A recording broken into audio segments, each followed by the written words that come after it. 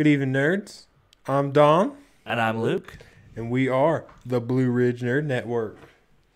This week, a lot of movie news. We got a fair amount of DC news, a fair amount of Marvel news, and a little bit of some gaming news. Yeah, a little bit of gaming. But let's start off with the latest DC news. Replacing Will Smith. It's official. We talked about this last week and finally have confirmation. Officially today, Idris Elba has been casted to replace Will Smith as Deadshot. Yeah, James Gunn had a meeting earlier this week with Idris Elba. Idris? Is it Idris? I believe it's Idris. Idris Elba. And apparently things went very well. Margot Robbie is expected to reprise her role after the event of Birds of Prey currently being filmed. Joel Kinnaman will not be returning in his role as Rick Flag. And recent reports from comicbook.com says we'll be seeing some characters from a rotating closet of characters for future Suicide Squad movies. With possible characters for the new movie and future movies being the Ratcatcher, King Shark, Polka Dot Man, and the Peacemaker. Not gonna lie, I've never heard of any of those. I've heard of King Shark thanks to the Flash series on CW. He makes an appearance, does a really great job on there, so I can only imagine what they would do on the big screen. Yeah, I'm hoping there'll be some more news on official casting soon. I'll tell you what I like to see is more Elba in a major role. His talent went underused so badly in the MCU. Yes, Heimdall's a great character. You gotta love Heimdall, but he doesn't really do much. He just kind of hangs out on the Bifrost, you know? Yeah, he was so underused. He was. But it seems James Gunn's trying to help them straighten things out after such a rocky start that DC Extended Universe got. I mean, he's had first-hand experience with the MCU, so he's kind of the guy that might be able to turn it around, you know? I mean, he really is the reason why the Guardians of the Galaxy is the way it is. Such a hit and whatnot. What up, TJ? Yeah, I was talking to TJ earlier about Grokey gang. He's all about the Grokey. Dude, I am too. I've always been a grass starter kind of guy. Yeah, I'm looking forward to playing Score Bunny since he's going to go with Grokey.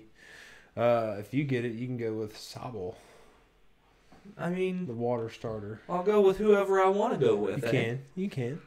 But stick with some DC news. Arrow Season 8 has announced this week that the longtime CW show will be airing a shortened 10-episode final season. Stephen Amell released almost a 10-minute video addressing to fans, getting real emotional during it. Oh. It was his choice to step away from the character. Okay.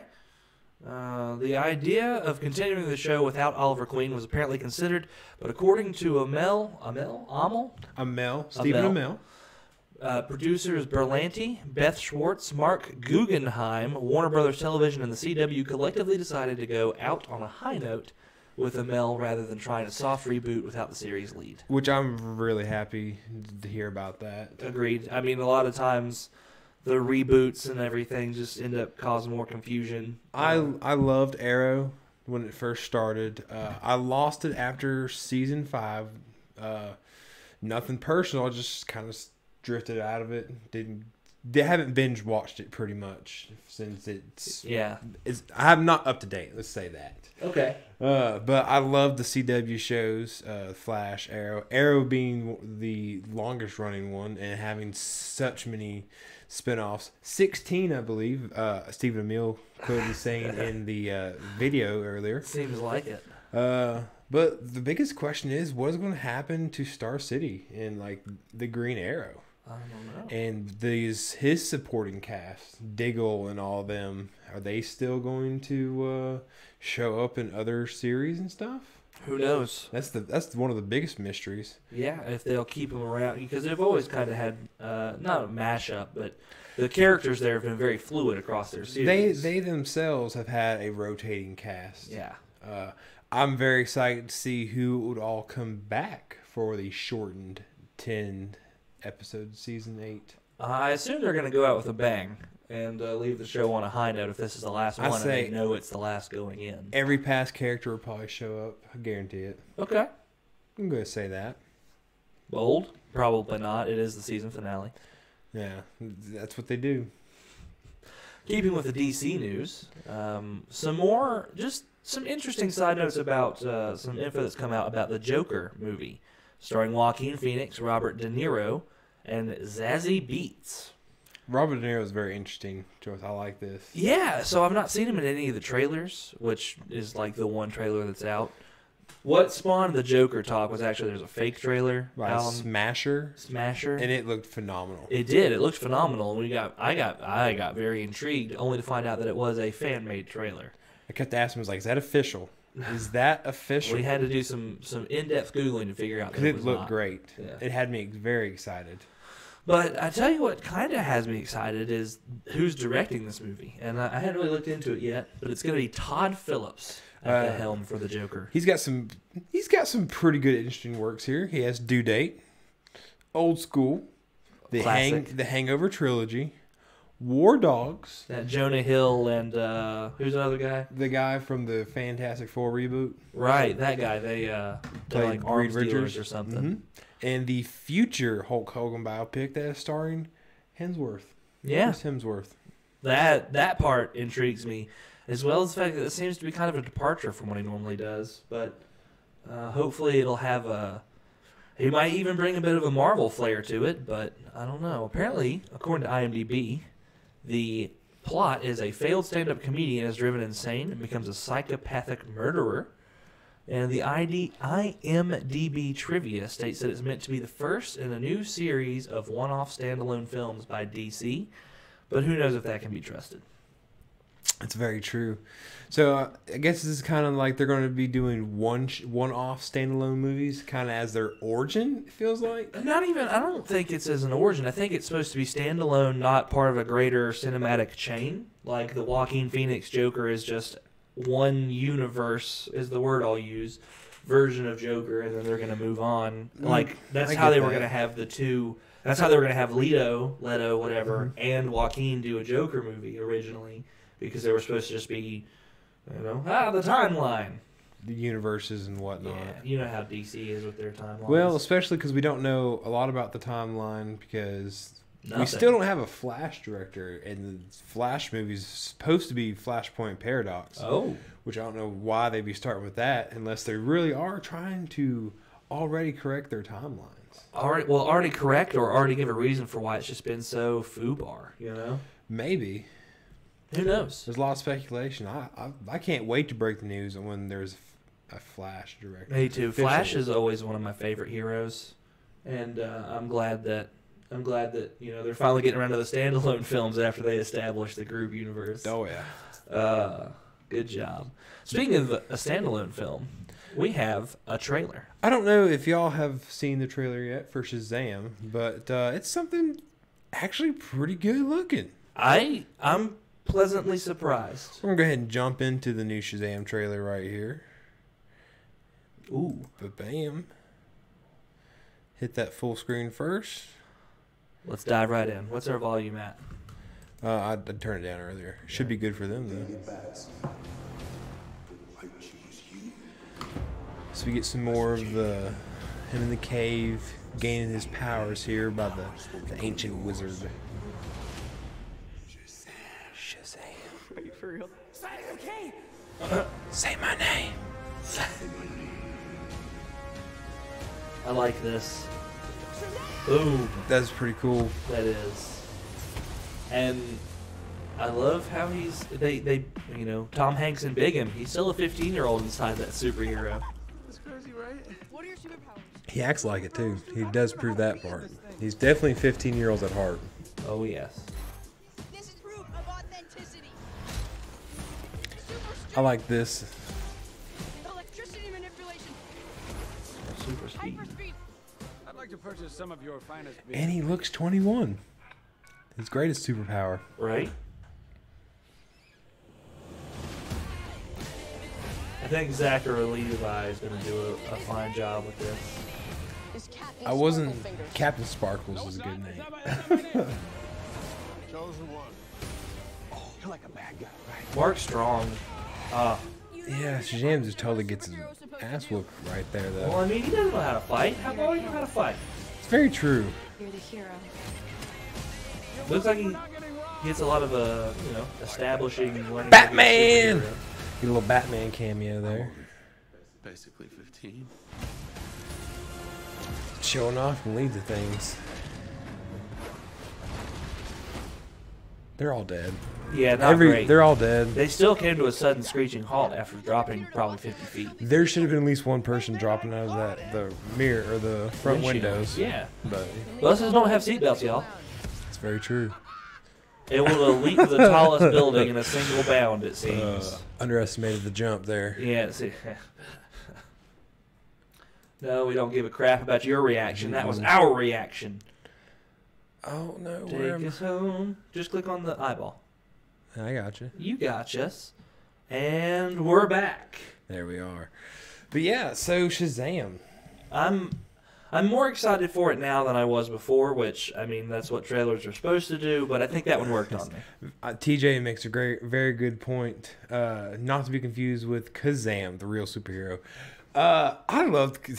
Well, I'm a big fan of Shaquille O'Neal anyway, so I love the Kazam movie. I loved him in Steel as well. I don't know that I've seen that.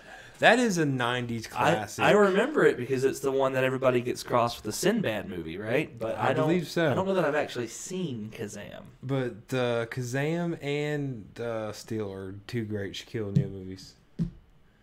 Isn't he in some movie now, like some basketball movie that came out recently? Yes, he's out. He was in Uncle Drew, which just came out DVD not too long ago, actually. Which I thought about picking up because it looks pretty good, to be honest. Sports movies, they have a certain draw to them. They do.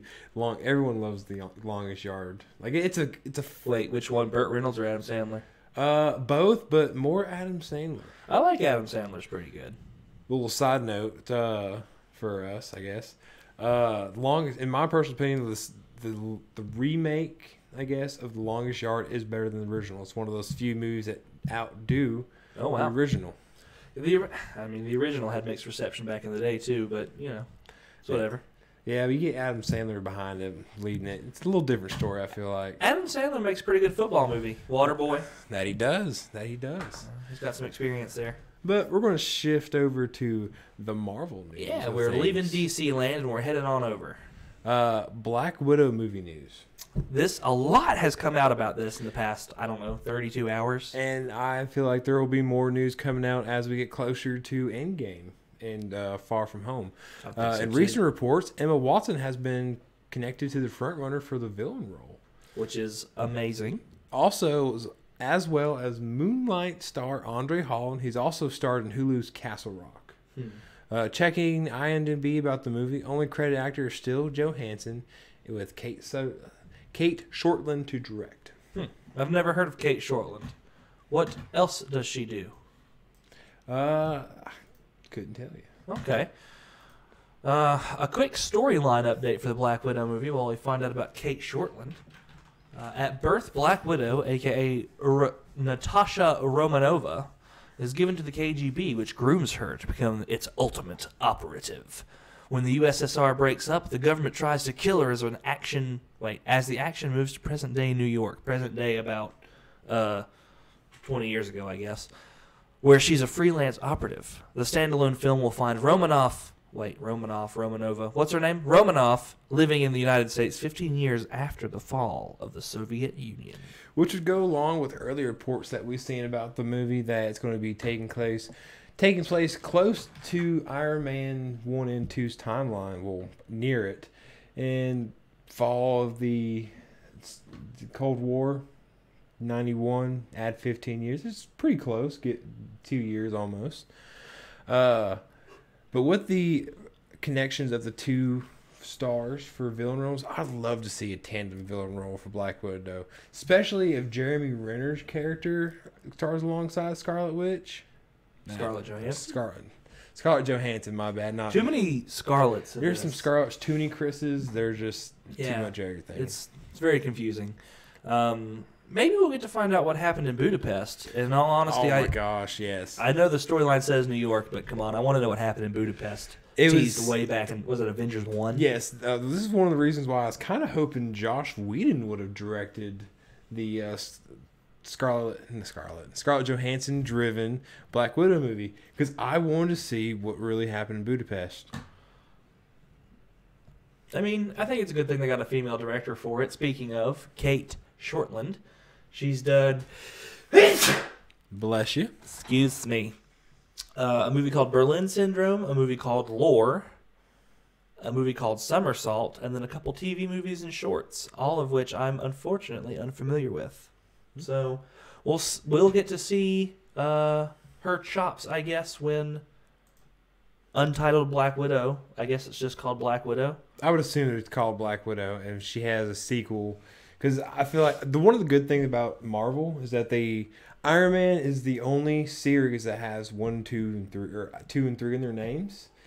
All the other movies are Captain America, Winter Soldier, Civil War. Yeah, Volume 2 for Guardians of the Galaxy. But yeah, you're right. But that's a classy way of going with it is. 1, 2, and 3 and stuff. So I would expect us not seeing numbers for a while. I think you're right. Captain Marvel, though. Yeah, so into the poster child. There's a lot of interesting reports coming out with Captain Marvel, and let's start with some of the good news first. Good news, first of all, is what time is it? We are currently 9:15. 3 hours from the release. From the release officially. From the official release here in the Americas. Comes out tonight. Or whatever. Whatever time zone. Whenever you're watching this, it's probably already out if you're watching this on our back catalogs. But Captain Marvel has a certified fresh stamp rating of 87 Rotten Tomatoes. Captain Marvel is also tracking for $150 million in North American release this weekend. Wow, on release? Yeah, it's also tracking for $350 million worldwide. Wow, pretty good numbers. Pretty good numbers for a character that hasn't even dawned the screen yet or have any backstory or whatever, just right out the gate. Yeah, and so on to the bad. There have been some rumors, a lot of rumors it seems, and reports that some of the other stars are not too happy with Captain Marvel being the face of the future of Marvel. The rumor claims that the Avengers cast, or certain members of the cast, are unhappy with Brie Larson being the face of the MCU. A lot of the rumors are connected to Elizabeth Olsen, Scarlet Witch. Claims that she feels that they are getting pushed aside and they are getting treated differently, referring to other cast members that have more screen time and have more of backstory built up currently. Olsen is set to star in her own series on Disney Plus, but it's still not the same as the big screen. Still, no. I mean, it's not a feature-length movie with your name on the front of it. No. And I kind of agree, because the promotion that was weird for Captain Marvel is just kind of feel like it's being forced down our throats. Yeah, in a way. They're hitting it hot and heavy. I mean, we're guilty of it. Just look at our poster, dead center. But it's what's topical, man. They're throwing it at us. Yeah, I mean, I just recently scrolled through on Instagram, and there was 4 straight posts that was nothing but Captain Marvel. Every website that we've gone to today, and over the past week, when we did our research over the past week, and not all today as we were sitting here getting ready for this, definitely not all today, has nothing but ads for Captain Marvel on it. They've also hit some snags on the press release tour. Yeah, so there's been some bad PR drama with this, involving the political correctness on parts of Brie Larson and Samuel L. Jackson, which Sam Jackson, that's basically his catchphrase at this point. Yeah, claims are that he dropped one too many F-bombs about one too many people. Yeah, he was MFing it up. Nah, he is. But we'll have to see how it all shakes out. It releases tonight in most places everywhere, not tomorrow. We'll have to pass our final judgment on it next week, as we'd like to announce that we will be doing a Captain Marvel review next week. Once we can finally get our hands on it. We tried to mug the local theater today, but it didn't work. Yeah, time schedule didn't just work out. Turns out it's hard to carry those projectors out the front door. That it very is. Speaking of carrying things out the front door, whoa, Mark Ruffalo put up for auction Thor's hammer that he allegedly stole out of Chris Hemsworth's very own trailer. He posted a video on Instagram, his social media. He shared a video pretty much everywhere of him running away from Chris's trailer. Yeah, he's running pretty hard. He's pretty out of breath. I mean, if I stole something from Chris Hemsworth, I'd run. Yeah, I mean, he's got to have a pretty good 40 time. I'd imagine. Oh yeah. So it's apparently up as a sweepstakes on Omaze to benefit the Stella Adler Academy for Acting and Theater, which is a nonprofit organization dedicated to uplifting and enriching our collective humanity through the dramatic arts. But probably the coolest thing about the entire thing, the winner also gets a trip to LA for 2 to hang out with the Avengers cast for the Endgame premiere. That would be ballin'. But you gotta do something for them though. Yeah, the donations start at $10 for 100 chances to enter, and go all the way up to $2,500 for 25,000 chances to enter and a comic book signed by the Hulk. Which that's cool and all, but I mean, if you got $2,000 just to drop, go for it then. Right? If you want a chance to go hang out with the Endgame cast in California, I mean, I'm not gonna lie, maybe we dropped $10, but not 2,000. no, I'll throw $10 at it because what the heck, why not? Yeah. Well, there you go. We can get 20. Me and you both pitch in. Here we go. Let's go mug the intern. Maybe he'll pitch in too. Probably not. We have confirmation on Disney Plus speculations we've had. So previous speculation confirmed for Disney Plus that will include the entire Disney motion picture library. And we'll be opening the famed Disney Vault. We can watch Fantasia again, y'all. We can watch Fantasia. All the past animation, and just prepare yourselves for emotional roller coaster of nostalgia. For real. It's gonna be a while since I've seen some of these, including Fantasia. Never owned that one, so when it disappeared forever. Which, like they said it would. Speaking of, Little Mermaid actually just recently came out of the vault for a What? I had no Blu-ray 4K copy. Dang. I need to get that. I need to get me some Little Mermaid on 4K Blu-ray. There you go. But No, we're wait. going to switch out of Disney news in general. And hop on over to Japan. The land of the rising sun does it again. Yeah, they did. No, they wait. did. Yeah, they did it again. They did it again, I guess. What is the thing that they do? So we talked about this in the past stream. There was a Pokemon the movie. Yeah, a remake of the OG Pokemon movie. 99 Classic. It gets its first trailer. It is completely 3D. And it is completely Japanese. And it looks phenomenal. Almost a lot of it's shot for shot from some of the old movies. Yeah. And I look so forward to seeing that. So we're going to go ahead and jump into that right now. We will share this trailer with you live. It's a quick trailer, only a minute 13. Gets its point across fast, though. Beautiful. That it is. It looks so good. A little Mew. The graphics aren't that far off from what we've seen from the Sword and Shield graphics.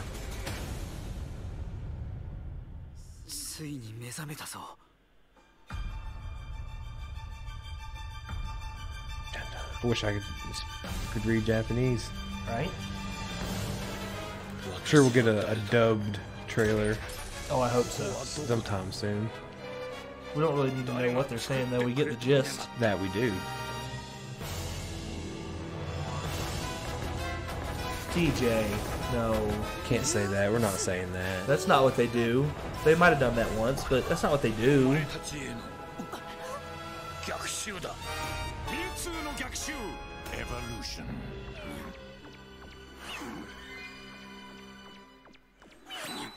God, that looks so good.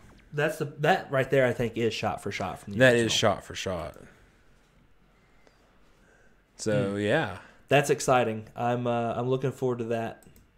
I'm looking forward to that quite a bit. It's going to be reliving the glory days. so it has a Japanese release for 2019. July what? What did it say? July 12th, 2019. July 12th. No expected release as right now for the Americas, but I would like to see that change. Probably about a month behind, I'd say. I would say Seems like so. usually We got lucky with Dragon Ball Super, but I think they were working in tandem with Funimation America to get that over here as dubbed and fast all as that. possible. Because, I mean, that was a great movie. But I look forward to this. Speaking of looking forward to other movies, sticking along with Pikachu and Pokemon. Pikachu and Pokemon. Detective Pikachu, we talked about last week after its new trailer launched. We got a good look at a lot of the featured Pokemon. This week, we got a look at some of the live-action movie Pokemons in Pokemon card form.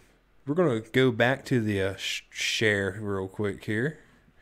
Take a look at some of those cards because they are great. Do you have the link? Oh, hey, you did. Yes. So here we have our Charizard from the live-action movie. Looks pretty great. Pretty standard moves. Move on down to Arcanine. The Arcanine looks great. I have not seen it. I haven't seen it personally in the trailer. I guess I haven't looked hard enough, but that looks like a great Arcanine right there. I don't remember seeing him in the trailer either. Psyduck. We've seen Psyduck quite a bit. Yeah. With the classic headache. Classic. We also get Bulbasaur. Plenty of Bulbasaur in the trailer. Bulbasaur do move in herds. We got Ludicolo. We see him one time freaking out a little bit. Yes. Morlul, that's a Gen 6 Pokemon right there. I don't even know what that thing is. Then we got Charmander. We've seen a couple Charmanders. Charmander looks really good. It does. Very, very cute. Magikarp. I look forward to seeing Magikarp. I look forward to seeing a Gyarados. Yes, I want to see a Magikarp evolve into a Gyarados while traveling Upper Waterfall because that is the legend of how Magikarp evolves into Gyarados. Wow. If you didn't know. Kind of like a salmon. Yep. Hey, a Ditto. Ditto. That doesn't look very special from the movie, It but doesn't. you know, I mean, what can you do with a Ditto? I'm sure once we see it transform, it'd be pretty special. Yeah. A Greninja. We've seen a lot of Greninja. It's cool. Jumping off some water or something there. The Water Ninja. Its ability's pretty nifty. Flip a coin, heads. You don't take damage. Detective Pikachu looks really good, which we've seen, of course. We've seen a lot of Detective Pikachu. Ryan Reynolds there. The starred character. Mr. Mime. Mr. Mime with its creepy face. Very, very creepy. Machamp. We've seen Machamp in the trailer. He's a great crossing guard. Yeah, directing traffic or something like that. Which it's one of his moves, directing traffic. Whoa. Jigglypuff. Classic Jigglypuff. Oh, yeah. Little pink ball of joy. Kind of like Kirby, only singing better. Make sure you got your earmuffs on when it's around. Yeah. Snubble, the angriest of all the little dogs. Snubble looks pretty good in the trailers as well. I have no... I didn't see a Slacking in the trailer. Slacking looks great, though. But I'm excited to see a Slacking in the movie. I'm excited to see what Pokemon have not been pictured yet. Like Right? Onix, Steelix, like them. I know we've gotten Mewtwo out of the what we've seen.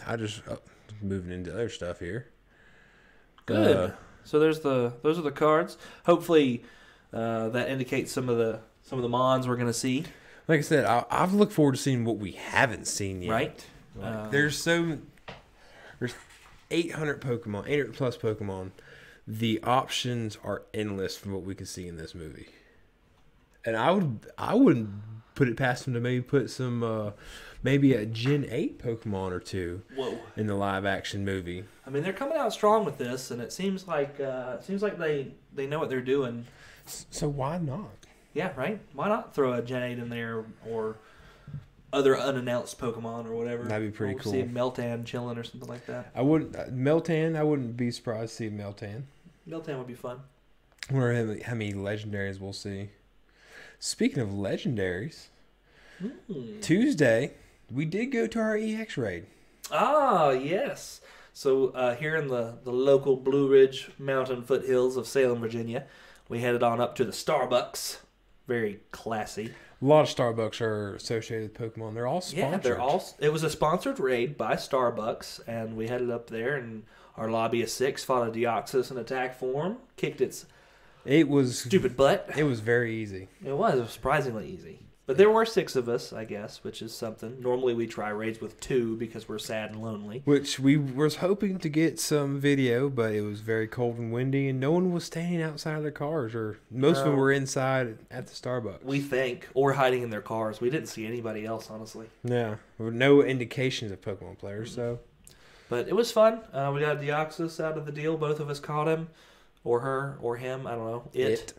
And mine was 87 IVs. Pretty good. Yeah, I don't remember what mine was, but it was a fun little jaunt up the road for us. And look forward to more EX raids maybe in the future. So yeah, now that I've gotten, I mean, we've battled at a couple EX raids now, so hopefully we'll get those some more invites. Yeah. But so we do have some series news for Amazon in Lord of the Rings. The pre-announced Lord of the Rings show for Amazon Prime Video, an independent show, which is the part that boggles my mind, is confirmed to take place in the Second Age. For those of you that don't understand what the Second Age means, it means it takes place before the events of the main Lord of the Rings trilogy. Before Sauron wakes up and all the bad shit happens. Yes, before the Fellowship of the Ring. Before they start walking. Before all the stuff. But after The Hobbit? I don't know. Middle age? Second age? Yes? I would assume so.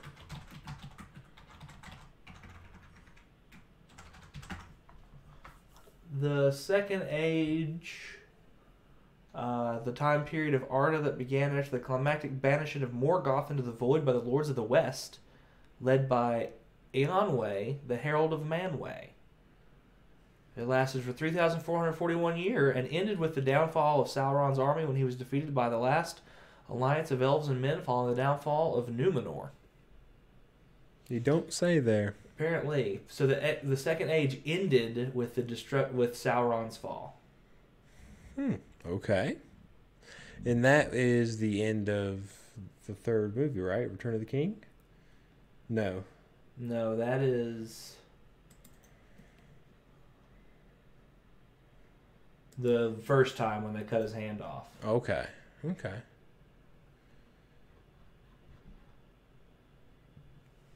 Isildur slays Sauron by taking the charge of his father's sword Narsil and cutting the One Ring from Sauron's finger, destroying Sauron's physical form and winning the war. Yep. Okay. So it ends with Sauron's death. Because they show that in the beginning of Lord of the Rings, right? They do. Yes. So that is the end of the Second Age. So it's supposed to take place somewhere in there. Elrond. I just saw Elrond's name. I wonder if we'll see his character, So Hugo Weaving return. That would be interesting. He's alive during all this. So 1,000 in the Middle Age. So 2,400 years before he's defeated, Sauron begins building Barad-dûr, which is the black fort that the Ringwraiths fly out of. Okay. With the what's that? The Witch King. Mm-hmm.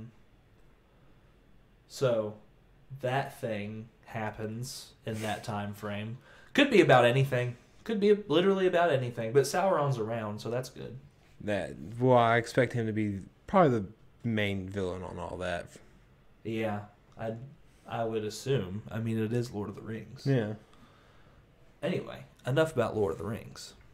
Let's talk about Star Wars. Another great trilogy / saga. / prequel, sequels, whatnot. I mean, it's the same thing, right? Hobbit is technically a prequel, and they came out after the originals, and oh my gosh. now they're making more. Dude, it's like some kind of sick first cousin syndrome. So in 15 years, we'll get the sequel to Lord of the Rings. Yes, Calling exactly. it here And right now.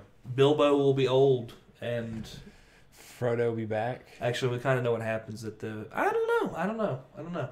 Star Wars Jedi Fallen Order. Chris Avellone, I don't know how to say his name.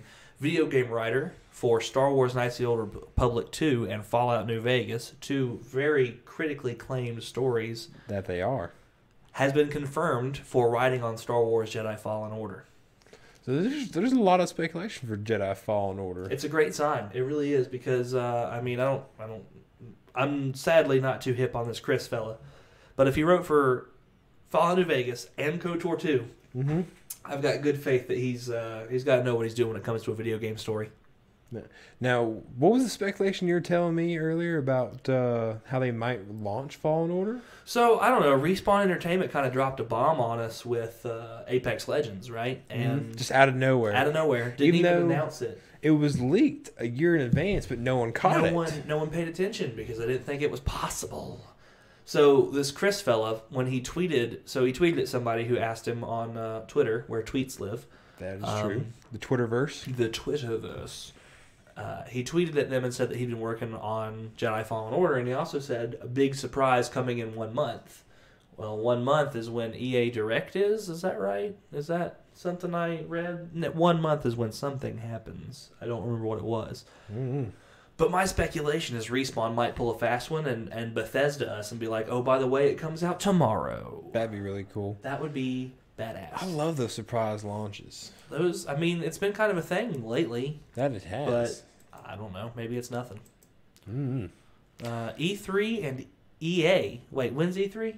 In June. Or no, July. Okay. So it's not that then. No. So I was shocked when I read this. I was kind of surprised. This actually broke literally 30 minutes ago. EA has recently stated that they will not be presenting anything at EA this year. But EA Play will be there? I'm not really sure what EA Play is. How can EA, like the largest publisher of games, not be announcing anything at E3? I mean, what are they going to announce? That's worrisome. Oh, well, they could announce a Star Wars game if they hadn't shut them all down in the past year. I mean, that's true, but let's be honest. Star Wars in the hands of EA has not been very good. I have faith for the Respawn game, at least. That's what I'm saying. It's in their hands, not EA's. And the Battlefront games are decent. I'll give them that. They're beautiful. Decent. I mean, yeah, they're visually great, but that's about it. Yeah, sadly. And Anthem, I mean, I would see that EA Sports would change their ruling on going to EA or to E3 depending on success of Anthem, maybe. Because I've spent some more time playing Anthem. I really have liked it. Really? I really have. I've noticed some minor bugs and things getting fixed. I'm growing in power with my mech, my Colossus, loving my Colossus. So yeah, I have hopes for the future. I mean, for Anthem. From all the little things that I've got to play with it, I think it looks good, but sadly, I just don't. I don't own it yet because I don't want to pay $60 for it yet. I do need to bring it over to let you play it some more. Like I said, it's growing on me, and I might rent it from Redbox because that's the thing. And me and Mr. TJ here was actually talking recently about being Anthem starting out much like Destiny did, Division did, about how they started off slow, but they built up something great. I mean, look at Destiny now. Division 2, very hyped. It just got done with its open beta, and I've heard great things about it. The in-game Anthem is very shallow, but that's where the DLC is going to come in that I know they're going to be putting out. It's great that you have to release a DLC to have a good game. Yeah, I mean, but that's how it is. There's always DLC for games. Yeah, you're right. That's just how it is nowadays, sadly. Wow. Okay. So, wow. Ready for the top 5 game publishers from 2017? Hit me. Number 1, Tencent Games. Okay. Based out of China. Number 2, Sony. Okay. Number 3, Apple. Okay. Number 4, Microsoft. Okay. Number 5, Activision. Really? Activision Blizzard. Let me read the full name. Okay. Does that help? And then number 6, Nintendo. Electronic Arts. Where's Nintendo? In 2015, Nintendo was 4th. Ooh. Very nice. Well, Nintendo's always been a strong market anyways. But that was in billions of euros. Well, probably when was Brexit? The euro was strong probably back in 2017 maybe. I think the euro got stronger when they left because it was a mistake. I don't know. I don't speak European politics, and I'm going to act like I'm not going to. We're not even going to touch it. Nope. But sticking with some more gaming news,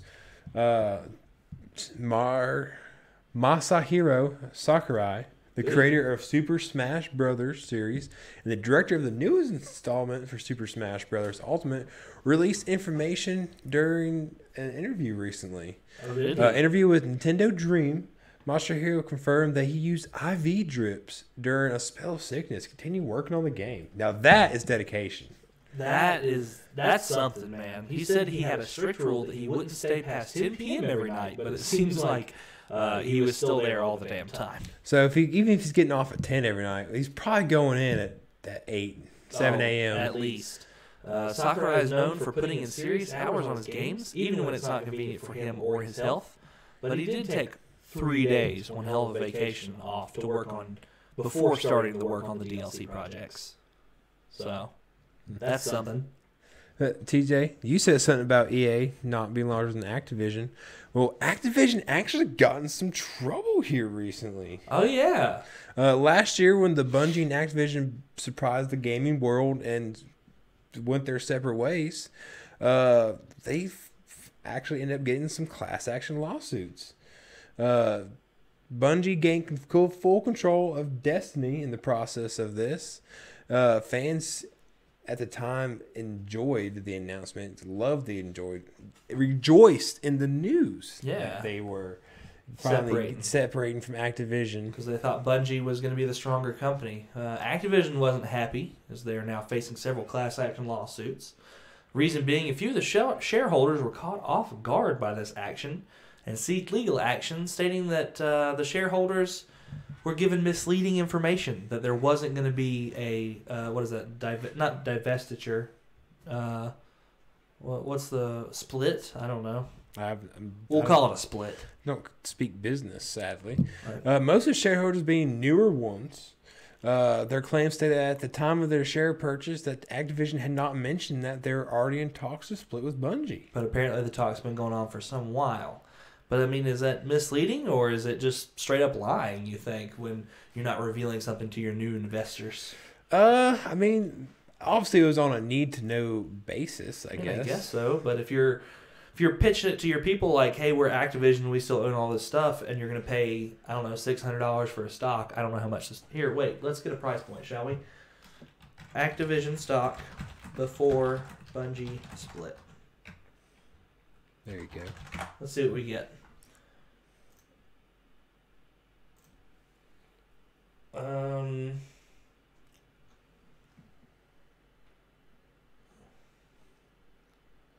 Is there a price?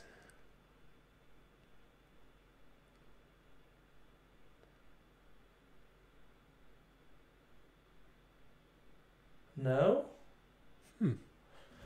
There's a lot of fancy words on this page that I don't understand. I'm sure their stock dropped somewhat after the news. Oh, it had to have. Anytime something like that happens, stock drops. It's like a rule. Stock drop and roll, baby. I'm proud of myself for that one.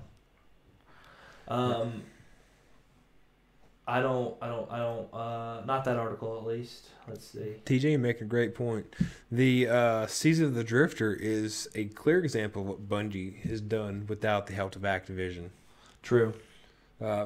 Just from you personally, and a lot of other people have heard good things about the Season of the Drifter.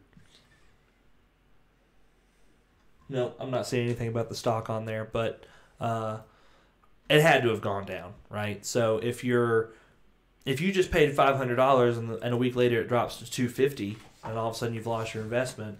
Yeah, it's not very good. No, I'd probably sue him too, especially if you thought something fishy was going on there. Yeah. Speaking of some stock dropping, stock of Jeopardy might be dropping right now. Unfortunately. So the host of Jeopardy, Alex Trebek, released a video on March 6th via Jeopardy, sharing with us that he's been diagnosed with stage 4 pancreatic cancer. He said he plans. Very saddening. It is. It's terrible news. He said he plans to continue working and stay strong in the face of this challenge. And apparently Alex Trebek is a strong dude. He even jokes that he has to make it because he's contractually obligated to be the host of Jeopardy for the next 3 years. So, Alex Trebek, thoughts and prayers and whatnot, and hopefully, quick recovery. Hopefully, we get another 3 years out of him. Yeah, right there we go. Alex Trebek is Jeopardy. He's hosted it since day one, right? If I'm not mistaken. I don't know much about Jeopardy or Canada for that matter, but yes. Does it film in Canada? No, but he's Okay. Canadian. Oh, okay. Are we just... Yeah. Okay. So we have one more trailer for y'all tonight. We just called an audible on the play. That we did. One more trailer for y'all. Now, this is not something I'm too excited for. I know plenty of people are. I mean, that's why we're going to talk about it, because I don't personally watch this show very often, but I'm up to date on it, and I've read the books. And if you can guess what it is by now, you're doing pretty good. So we're going to hop right in to a Game of Thrones Season 8 trailer. Just so you know, I do not approve of this message. It's on his computer, though, so he's dealing with it. Starts off with Arya doing some running. I know death. He's got many faces. What's going on? Winter has come. I look forward to seeing this one. On April 14th, coming soon. Oh, look at them all. Look around, Darmy. Much excite.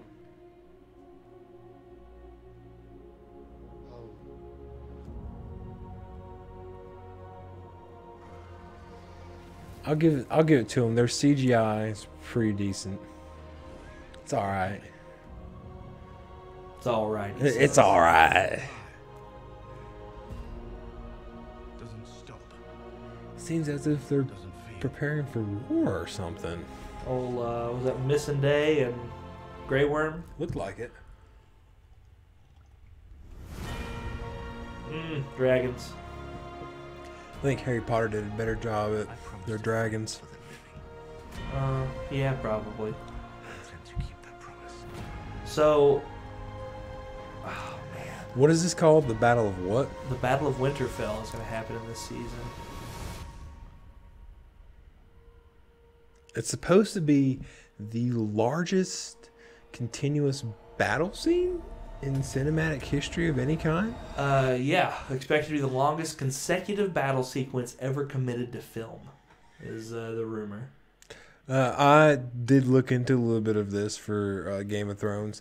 A lot of the actors coming out and saying that it was probably one of the hardest things that they've ever had to film. Yeah, it's excuse me, it's arguably the most difficult to produce episode in TV history. That is very interesting. It is, and it's also going to be, in Game of Thrones at least, the largest gathering of main characters since the first episode when everyone was in Winterfell then. So Okay. it's pretty big for the show, and it's said to be the final face-off. The final face-off. Final between the army of the dead and the army of the living. So the one of the good things I have seen about this is the memes of George R.R. Martin's going to get to find out how Game of Thrones ends, Right? Because he's still currently writing his book. I heard The somewhere last that one? the show burned him out on writing, and that makes me just want to jump. Just makes me want to jump. Makes me want to jump. Laughs in Goku v Frieza, I think is what he was doing. Yeah, you're right, man. Some of those Dragon Ball Z episodes, one fight takes, 20 episodes. Yeah, I mean, That's pretty long. Tournament of Power was 45 minutes and lasted almost 40 episodes. So yeah, 40? yeah. Well, intro and whatnot. I mean, Damn, the I Frieza, thought I was exaggerating. the Frieza versus Goku fight is the longest fight in anime history. Really? The first one on Namek? Mm-hmm. From the first time they encounter each other? Yeah, from the point that he engaged battle with Frieza until the point that he is done with the battle, the planet explodes and whatnot. Spoiler alert, if you haven't watched Dragon Ball Z. Yeah. If you've not Just seen real the quick. first season, good luck. So, getting ready to wrap up things here on the stream, but we're going to come at you with some fun fact, or a fun fact with you. Fact. Well, I got a second one on Okay. standby here. Bryan Cranston turned 63 today. Happy birthday, Bryan Cranston. Yeah, happy birthday. And another birthday today, we have Jenna Fisher, better known as Pam Beasley from The Office. Oh, Pam Beasley. She was born in 74, so 84, 94, 2004, 2014. She is 45 today. Really? She does not look Oh, 45. she looks great for her age. She looks great for her age. She looks great, period. How old was she in The Office? I don't know. 2009 was the 14 last years ago, episode. so she'd have been 34. Okay. She looked younger than that then. So, Right? hey, good for her. Good for her. Huh? But I guess we got some plugs. Yes, we do. You can check us out on Twitter at You NerdRidge. can check us out on Instagram at Blue Ridge Nerd Network. And you can check us on YouTube right here where you're watching us now, Blue Ridge Nerd Network. Yeah. And that wraps everything up for this week. I'm Dom, And I'm Luke. and we are the Blue Ridge Nerd Network. Fuggin' Do P. man. Yeah. I don't think it works that way. It doesn't work that way. All right.